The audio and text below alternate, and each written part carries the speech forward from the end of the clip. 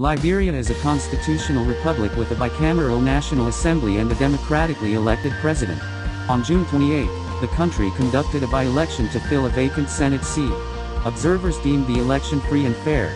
Election observers characterized the 2020 senatorial elections as largely peaceful, although there were reports of vote tampering, intimidation, harassment of female candidates, and election violence. The country held presidential and legislative elections in 2017, which observers considered free and fair. George Weah won the 2017 presidential runoff election. The Liberia National Police maintain internal security with assistance from the Liberia Drug Enforcement Agency, and both report to the Ministry of Justice. The armed forces carry out internal security responsibilities if called upon, and report to the Ministry of National Defense. Civilian authorities generally maintained effective control over the security forces. There were reports that members of the security forces committed some abuses.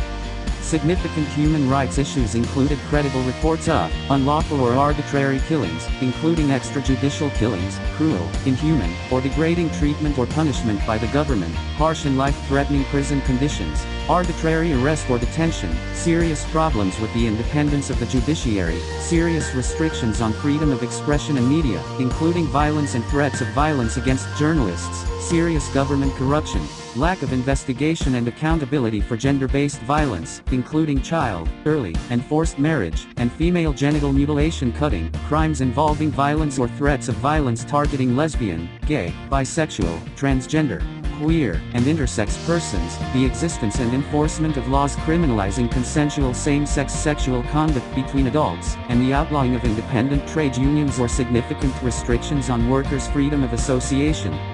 Impunity continued for individuals who committed human rights abuses, including atrocities during 2 civil wars, as multiple investigative and audit reports were ignored.